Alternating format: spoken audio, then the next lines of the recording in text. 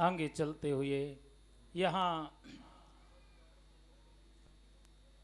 श्रीमद् भागवत कथा हम और आप श्रवण कर रहे हैं। भागवत का मतलब क्या है? भा माने भक्ति, गा माने ज्ञान और बा माने वैराग्य। ये त्रिवेणी संगम है, भक्ति ज्ञान वैराग्य का त्रिवेणी संगम। जैसे हम प्रयागराज स्नान करने के लिए जाते हैं ना, गंगा जमुना सरस्वती का संगम है, ऐसे ये भी त्रिवेणी संगम है। और जब भक्ति ज्ञान वैराग्य पूर्ण हो जाता है तो मनुष्य धीरे धीरे स्वतः ही तर जाता है।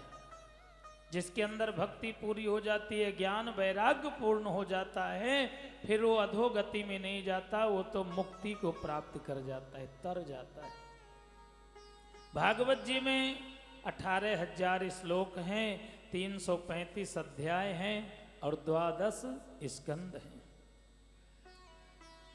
यहाँ श्री सूत जी महाराज कहते हैं, शौनकादिक ऋषियों, भागवत जी के प्रथम में भी सत्य की वंदना और भगवान का जब अवतार होता है जब भी सत्य की वंदना, और भागवत जी का जब विश्राम होता है उस समय भी सत्य की वंदना की गई है।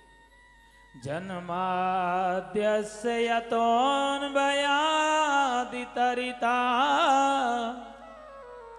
चार्थे स्वभिज्ञा स्वरा तेने ब्रह्म हृदयादि कवये मुह्यन्ति सूर्या तेजो वारिमृतां यथा विनिमयो यत्र त्रिसर्गो मृषा धाम्ना स्वेन सदा निरस्तकुहकं सत्यं परं धीमहि। जन्म आदि विकार रहितस्य यस्य गोकुले अनवगात। भगवान कृष्ण का अवतार कहाँ हुआ? मथुरा कारागृह में। और भगवान का पालन पोषण कहाँ हुआ? गोकुल जी में। और भगवान ने लीला कहाँ करी? श्रीधाम, वृंदावन, बरसाना, नंदगांव, रमण रेती, गोवर्धन, दाऊजी आदि जगह में। तो भगवान का जन्म कहीं और हुआ, पालन पोषण कहीं और हुआ, और भगवान ने लीला कहीं और की है। ब्रह्मा जैसे देवता जो सृष्टि के रचयिता हैं, वो भगवान की माया को नहीं समझ पाए, तो हम और आप साधारण जीव हैं, कैसे समझ पाएंगे? तेने ब्रह्म हृदय आदि कवि, आदि कवि ब्रह्मा जी को कहा गया। ब्रह्मा जी स्वयं मोहित हो गए, गैया बछड़ा लेकर के चले गए, तो हम और आप भगवान की माया को नहीं समझ सकते। तेजो वारिमृतां यथा विनिमयो यत्र त्रिसर्गो मृषा। भगवान तीनों सर्ग में व्याप्त है।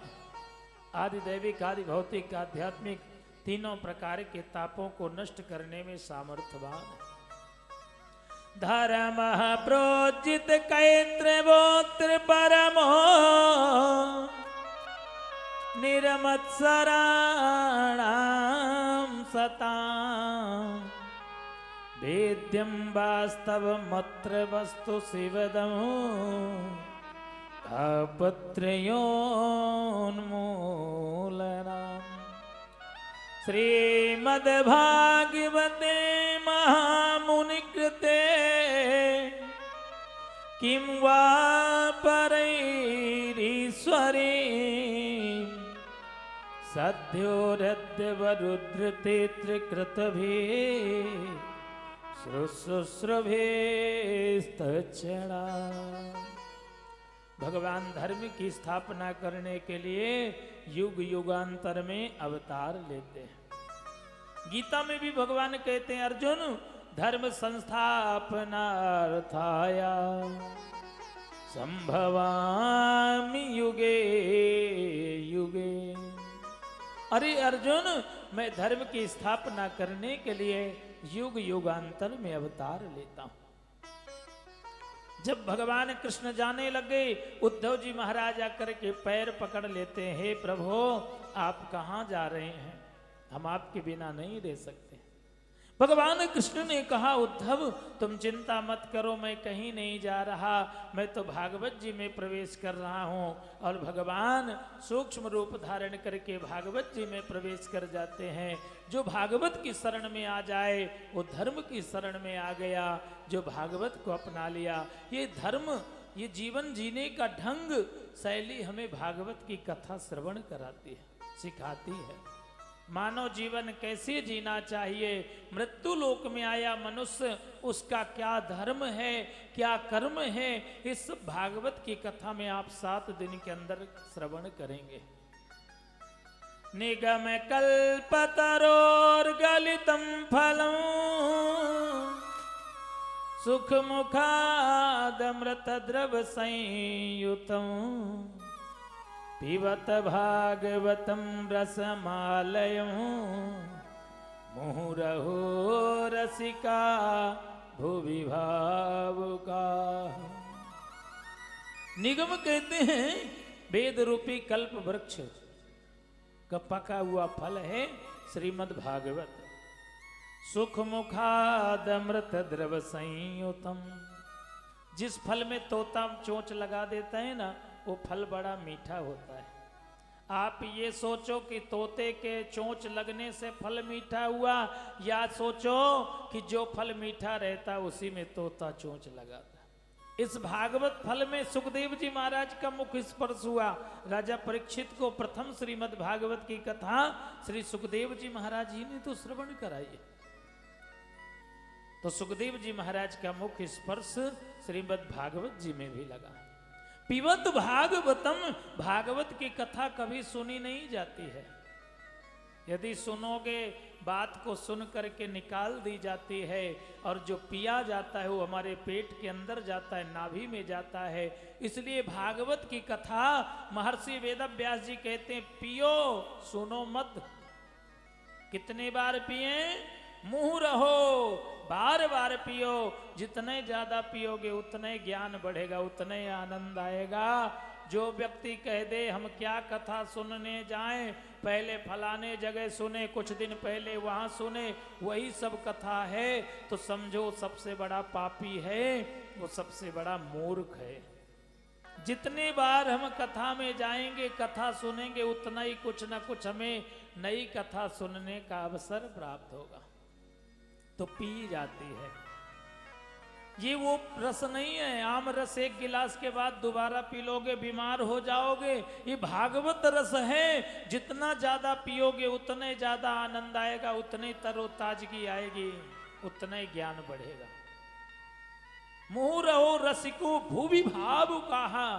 एक रसिक होते हैं, एक भावुक होते हैं। महर्षि वेदव्यास जी महाराज ने रसिकों को भी बुलाया, भावुकों को भी बुलाया।